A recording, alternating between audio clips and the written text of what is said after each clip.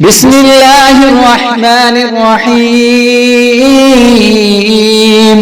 سيقول السفهاء من الناس ما ولاهم عن قبلتهم التي كانوا عليها قل لله المشرق والمغرب يهدي من يشاء إلى صراط مستقيم وكذلك جعلناكم أمة وسطا لتكونوا شهداء على الناس ويكون الرسول عليكم شهيدا وما جعلنا القبلة التي كنت عليها إلا لنعلم من يتبع الرسول ممن ينقلب على عقبيه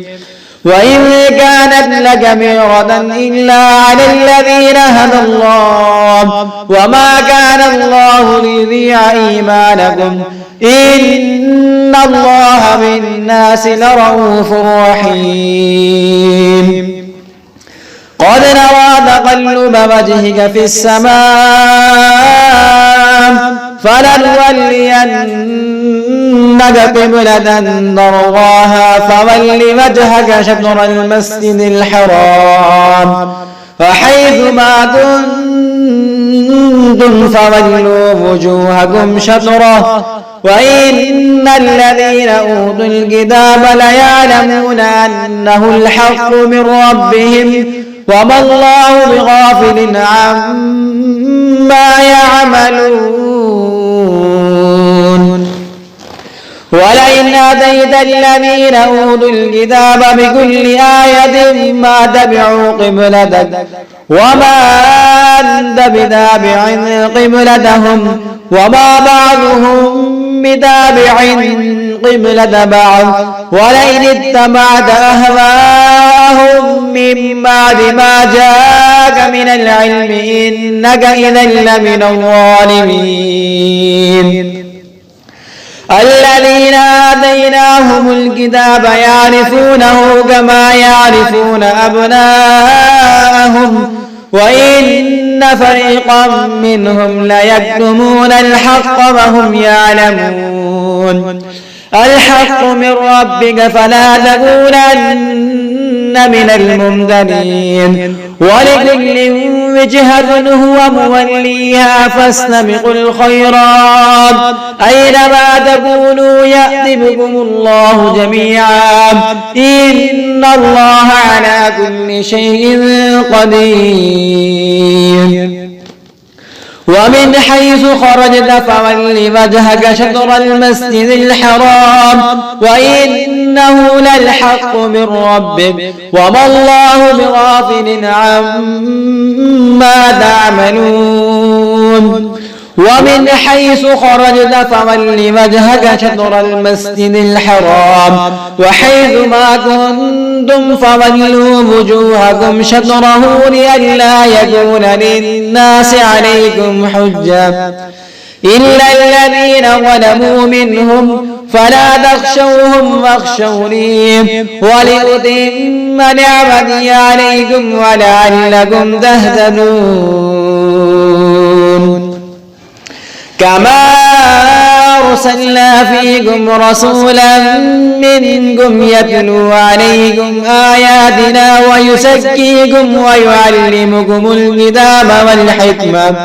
والحكمة ويعلمكم ما لم تكونوا تعلمون فاذكروني يذكركم واشكروني ولا تكفرون يا أيها الذين آمنوا استعينوا بالصبر والصلاة إن الله مع الصابرين ولا تقولوا لمن يقتل في سبيل الله أموات بل أحياء ولكن لا تشعرون ولنبلونكم بشيء من الخوف والجوع ونقص من الأموال والأنفس والثمرات وبشر الصابرين الذين إذا أصابتهم مصيبة قالوا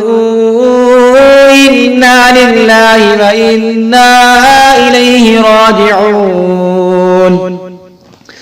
أولئك عليهم صلوات من ربهم ورحمة وأولئك هم المهتدون إن الصفا والمروة من شعائر الله فمن حج البيت أو اعتمر فلا جناح عليه أن يطوف بهما ومن تطوع خيرا فإن الله شاكر عليم إن الذين يكتمون ما أنزلنا من البينات والهدى من بعد ما بيناه للناس في الكتاب أولئك يلعنهم الله ويلعنهم اللاعنون إلا الذين تابوا وأصلحوا وبينوا فأولئك أتوب عليهم وأنا التواب الرحيم إن الذين كفروا وماتوا وهم كفار أولئك عليهم لعنة الله والملائكة والناس أجمعين خالدين فيها لا يخفف عنهم العذاب ولا هم ينظرون وإلهكم إله واحد لا إله إلا هو الرحمن الرحيم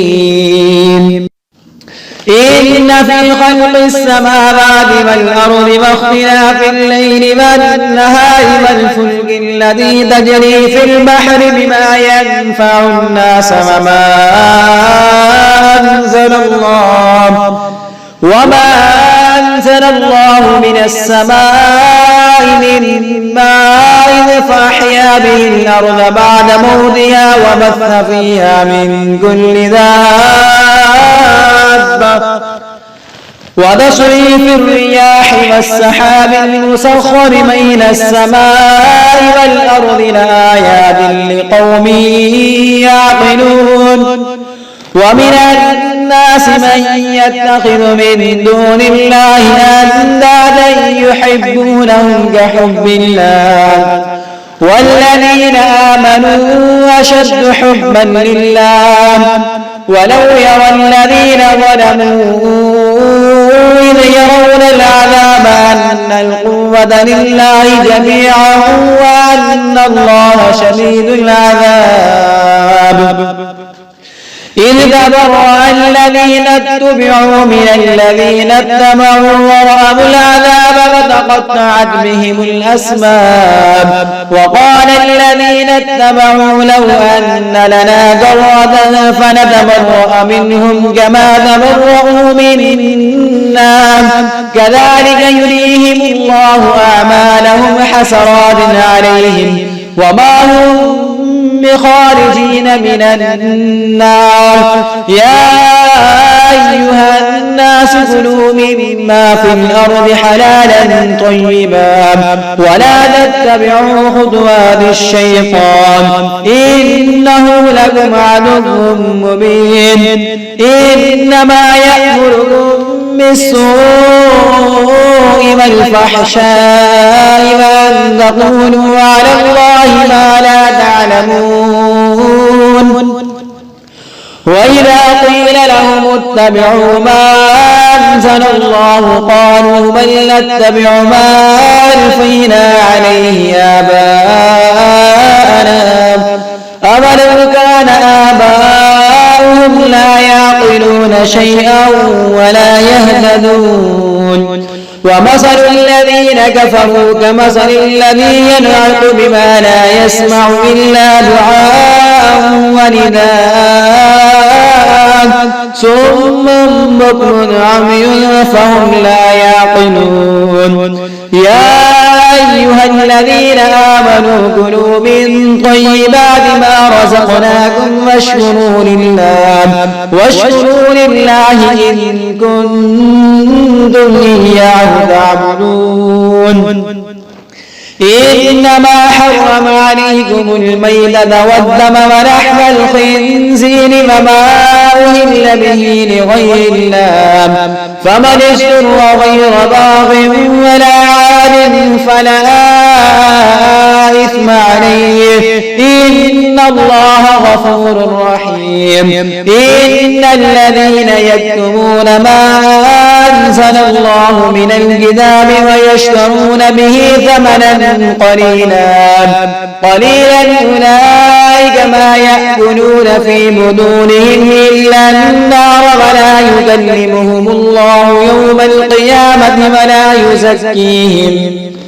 ولهم عذاب أليم أولئك الذين اشتروا الضلالة بالهدى والعذاب بالمغفرة فما أصبرهم على النار ذلك بأن الله نزل الكتاب بالحق وإن الذين اختلفوا في الكتاب لفي شقاق بعيد ليس البر أن تولوا وجوهكم قبل المشرق والمغرب ولكن البر من آمن بالله واليوم الآخر والملائكة والكتاب والنبيين وآتى المال على حبه ذوي القربى واليتامى والمساكين وابن السبيل والسائلين وفي الرقاب وأقام الصلاة وآتى الزكاة والموفون بعهدهم إذا عاهدوا والصابرين في البأساء والضراء وحين البأس أولئك الذين صدقوا وأولئك هم المتقون يا أيها الذين آمنوا كتب عليكم القصاص في القتلى الحر بالحر والعبد بالعبد والأنثى بالأنثى فمن عفي له من أخيه شيء فاتباع بالمعروف وأداء إليه بإحسان ذلك تخفيف من ربكم ورحمة فمن اعتدى بعد ذلك فله عذاب أليم ولكم في القصاص حياة يا أولي الألباب لعلكم تتقون كتب عليكم إذا حضر أحدكم الموت إن ترك خيرا الوصية للوالدين والأقربين بالمعروف حقا على المتقين فمن بدله بعدما سمعه فإنما إثمه على الذين يبدلونه إن الله سميع عليم فمن خاف من موص جنفا أو إثما فأصلح بينهم فلا إثم عليه إن الله غفور رحيم يا أيها الذين آمنوا كتب عليكم الصيام كما كتب على الذين من قبلكم لعلكم تتقون أياما معدودات فمن كان منكم مريضا أو على سفر فعدة من أيام أخر وعلى الذين يطيقونه فدية طعام مسكين فمن تطوع خيرا فهو خير له وأن تصوموا خير لكم إن كنتم تعلمون شهر رمضان الذي أنزل فيه القرآن هدى للناس وبينات من الهدى والفرقان فمن شهد منكم الشهر فليصم ومن كان مريضا أو على سفر فعدة من أيام أخر يريد الله بكم اليسر ولا يريد بكم العسر ولتكملوا العدة ولتكبروا الله على ما هداكم ولعلكم تشكرون وإذا سألك عبادي عني فإني قريب أجيب دعوة الداع إذا دعاني فليستجيبوا لي وليؤمنوا بي لعلهم يرشدون أحل لكم ليلة الصيام الرفث إلى نسائكم هن لباس لكم وأنتم لباس لهن علم الله أنكم كنتم تختانون أنفسكم فتاب عليكم وعفى عنكم فالآن باشروهن وابتغوا ما كتب الله لكم وكلوا واشربوا حتى يتبين لكم الخيط الأبيض من الخيط الأسود من الفجر ثم أتموا الصيام إلى الليل ولا تباشروهن وأنتم عاكفون في المساجد تلك حدود الله فلا تقربوها كذلك يبين الله آياته للناس لعلهم يتقون ولا تأكلوا أموالكم بينكم بالباطل وتدلوا بها إلى الحكام لتأكلوا فريقا من أموال الناس بالإثم وأنتم تعلمون يسألونك عن الأهلة قل هي مواقيت للناس والحج وليس البر بأن تأتوا البيوت من ظهورها ولكن البر من اتقى وأتوا البيوت من أبوابها واتقوا الله لعلكم تفلحون وقاتلوا في سبيل الله الذين يقاتلونكم ولا تعتدوا إن الله لا يحب المعتدين واقتلوهم حيث ثقفتموهم وأخرجوهم من حيث أخرجوكم والفتنة أشد من القتل ولا تقاتلوهم عند المسجد الحرام حتى يقاتلوكم فيه فإن قاتلوكم فاقتلوهم كذلك جزاء الكافرين فإن انتهوا فإن الله غفور رحيم وقاتلوهم حتى لا تكون فتنة ويكون الدين لله فإن انتهوا فلا عدوان إلا على الظالمين الشهر الحرام بالشهر الحرام والحرمات قصاص فمن اعتدى عليكم فاعتدوا عليه بمثل ما اعتدى عليكم واتقوا الله واعلموا أن الله مع المتقين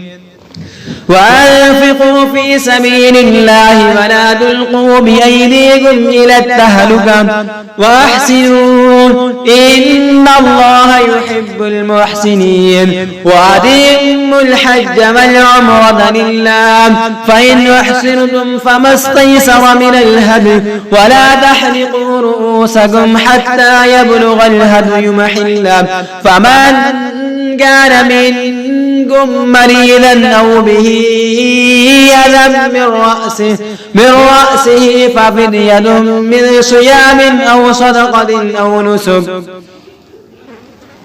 فإذا آمنتم فمن تمتع بالعمرة إلى الحج فما استيسر من الهدي فمن لم يجد فصيام 3 أيام في الحج و7 إذا رجعتم تلك 10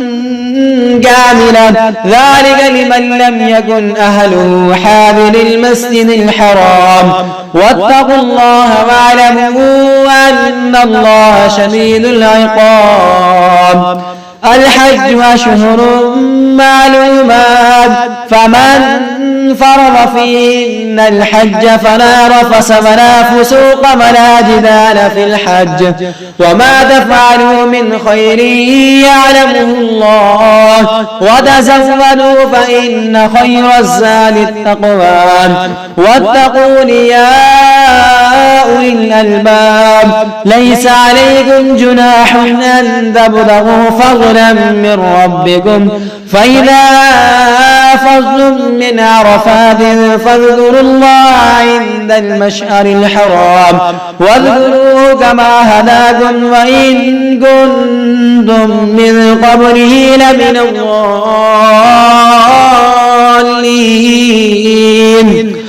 ثم أفيضوا من حيث أفاض الناس واستغفروا الله إن الله غفور رحيم فإذا قضيتم مناسككم فاذكروا الله كذكركم آباءكم أو أشد ذكرا فمن الناس من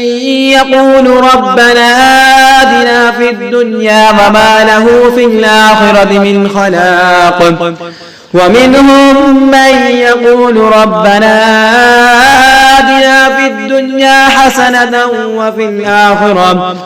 وفي الآخرة حسنة وقنا عذاب النار أولئك لهم نصيب مما كسبوا والله سريع الحساب واذكروا الله في أيام معدودات فمن تعجل في يومين فلا إثم عليه ومن تأخر فلا إثم عليه لمن اتقى واتقوا الله واعلموا أنكم إليه تحشرون ومن الناس من يعجبك قوله في الحياة الدنيا ويشهد الله على ما في قلبه وهو ألد الخصام وإذا تولى سعى في الأرض ليفسد فيها ويهلك الحرث والنسل والله لا يحب الفساد وإذا قيل له اتق الله أخذته العزة بالإثم فحسبه جهنم ولبئس المهاد ومن الناس من يشري نفسه ابتغاء مرضات الله والله رؤوف بالعباد يا أيها الذين آمنوا ادخلوا في السلم كافة ولا تتبعوا خطوات الشيطان إنه لكم عدو مبين فإن سللتم من بعد ما جاءتكم البينات فاعلموا أن الله عزيز حكيم هل ينظرون إلا أن يأتيهم الله في ظلل من الغمام والملائكة وقضي الأمر وإلى الله ترجع الأمور سل بني إسرائيل كم آتيناهم من آية بينة ومن يبدل نعمة الله من بعد ما جاءته فإن الله شديد العقاب زين للذين كفروا الحياة الدنيا ويسخرون من الذين آمنوا والذين اتقوا فوقهم يوم القيامة والله يرزق من يشاء بغير حساب كان الناس أمة واحدة فبعث الله النبيين مبشرين ومنذرين وأنزل معهم الكتاب بالحق ليحكم بين الناس فيما اختلفوا فيه وما اختلف فيه إلا الذين أوتوه من بعد ما جاءتهم البينات بغيا بينهم فهدى الله الذين آمنوا لما اختلفوا فيه من الحق بإذنه والله يهدي من يشاء إلى صراط مستقيم أم حسبتم أن تدخلوا الجنة ولما يأتكم مثل الذين خلوا من قبلكم مستهم البأساء والضراء وزلزلوا حتى يقول الرسول والذين آمنوا معه متى نصر الله ألا إن نصر الله قريب يسألونك ماذا ينفقون قل ما أنفقتم من خير فللوالدين والأقربين واليتامى والمساكين وابن السبيل وما تفعلوا من خير فإن الله به عليم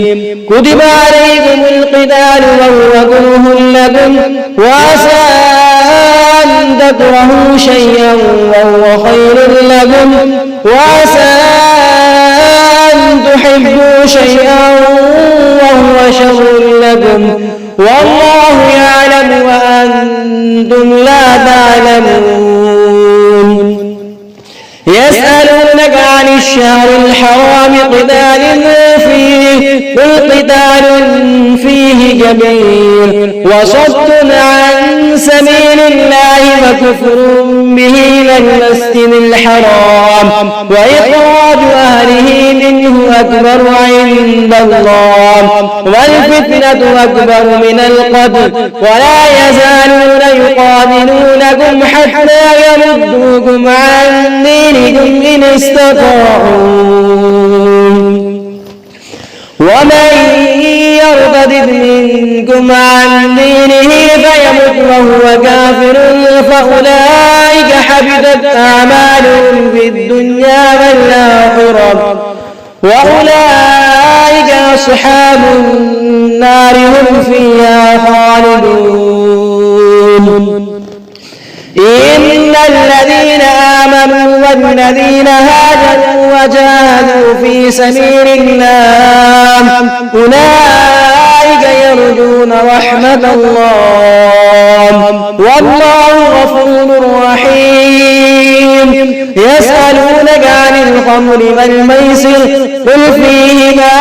إثم كبير ومنافع للناس وإثمهما أكبر من نفعهما ويسألونك ماذا ينفقون قل العفو كذلك يبين الله لكم الآيات لعلكم تتفكرون في الدنيا والآخرة ويسألونك عن اليتامى قل إصلاح لهم خير وإن تخالطوهم فإخوانكم والله يعلم المفسد من المصلح ولو شاء الله لأعنتكم إن الله عزيز حكيم ولا تنكحوا المشركات حتى يؤمنوا ولأمة مؤمنة خير من مشركة ولو أعجبتكم ولا تنكحوا المشركين حتى يؤمنوا ولعبد مؤمن خير من مشرك ولو أعجبكم أولئك يدعون إلى النار والله يدعو إلى الجنة والمغفرة بإذنه ويبين آياته للناس لعلهم يتذكرون ويسألونك عن المحيض قل هو أذى فاعتزلوا النساء في المحيض ولا تقربوهن حتى يطهرن فإذا تطهرن فأتوهن من حيث أمركم الله إن الله يحب التوابين ويحب المتطهرين نساؤكم حرث لكم فأتوا حرثكم أنى شئتم وقدموا لأنفسكم أنفسكم واتقوا الله واعلموا أنكم ملاقوه وبشر المؤمنين. ولا تجعلوا الله عرضة لأيمانكم أن تبروا وتتقوا وتصلحوا بين الناس والله سميع عليم. لا يؤاخذكم الله باللغو في أيمانكم ولكن يؤاخذكم بما كسبت قلوبكم والله غفور حليم. للذين يؤلون من نسائهم تربص 4 أشهر فإن فاءوا فإن الله غفور رحيم. وإن عزموا الطلاق فإن الله سميع عليم. والمطلقات يتربصن بأنفسهن 3 قروء ولا يحل لهن أن يكتمن ما خلق الله في أرحامهن إن كن يؤمن بالله واليوم الآخر وبعولتهن أحق بردهن في ذلك إن أرادوا إصلاحا ولهن مثل الذي عليهن بالمعروف وللرجال عليهن درجة والله عزيز حكيم. الطلاق 2 فإمساك بمعروف أو تسريح بإحسان ولا يحل لكم أن تأخذوا مما آتيتموهن شيئا إلا أن يخافا ألا يقيما حدود الله فإن خفتم ألا يقيما حدود الله فلا جناح عليهما فيما افتدت به تلك حدود الله فلا تعتدوها ومن يتعد حدود الله فأولئك هم الظالمون. فإن طلقها فلا تحل له من بعد حتى تنكح زوجا غيره فإن طلقها فلا جناح عليهما أن يتراجعا إن ظنا أن يقيما حدود الله وتلك حدود الله يبينها لقوم يعلمون. وإذا طلقتم النساء فبلغن أجلهن فأمسكوهن بمعروف أو سرحوهن بمعروف ولا تمسكوهن ضرارا لتعتدوا ومن يفعل ذلك فقد ظلم نفسه. ولا تتخذوا آيات الله هزوا واذكروا نعمة الله عليكم وما أنزل عليكم من الكتاب والحكمة يعظكم به واتقوا الله واعلموا أن الله بكل شيء عليم. وإذا طلقتم النساء فبلغن أجلهن فلا تعذروهن أن ينكحن أزواجهن إذا تراضوا بينهم بالمعروف ذلك يوعظ به من كان منكم يؤمن بالله واليوم الآخر ذلكم أزكى لكم وأطهر والله يعلم وأنتم لا تعلمون. والوالدات يرضعن أولادهن حولين كاملين لمن أراد أن يتم الرضاعة وعلى المولود له رزقهن وكسوتهن بالمعروف لا تكلف نفس إلا وسعها لا تضار والدة بولدها ولا مولود له بولده وعلى الوارث مثل ذلك فإن أرادا فصالا عن تراض منهما وتشاور فلا جناح عليهما. وإن أردتم أن تسترضعوا أولادكم فلا جناح عليكم إذا سلمتم ما آتيتم بالمعروف. واتقوا الله واعلموا أن الله بما تعملون بصير.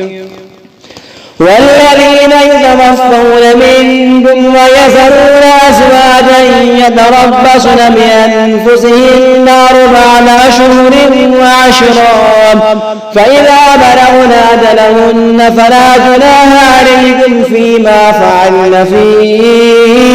أنفسهن بالمعروف والله بما تعملون خبير. ولا جناح عليكم فيما عرضتم به من خطبة النساء وأكننتم في أنفسكم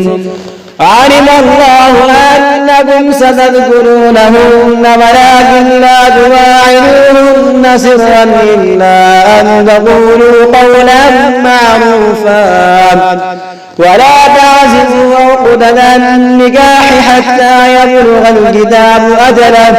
واعلموا أن الله يعلم ما في أنفسكم فاحذرون. واعلموا أن الله غفور حليم. لا جناح عليكم إن طلقتم النساء ما لم تمسوهن أو تفرضوا لهن فريضة ومتعوهن على الموسع قدره وعلى المقدر قدره متاعا بالمعروف حقا على المحسنين. وإن طلقتموهن من قبل أن تمسوهن وقد فرضتم لهن فريضة فنصف ما فرضتم إلا أن يعفون أو يعفو الذي بيده عقدة النكاح وأن تعفوا أقرب للتقوى ولا تنسوا الفضل بينكم إن الله بما تعملون بصير. حافظوا على الصلوات والصلاة الوسطى وقوموا لله قانتين. فإن خفتم فرجالا أو ركبانا فإذا أمنتم فاذكروا الله كما علمكم ما لم تكونوا تعلمون. والذين يتوفون منكم ويذرون أزواجا وصية لأزواجهم متاعا إلى الحول غير إخراج فإن خرجن فلا جناح عليكم فيما فعلن في أنفسهن من معروف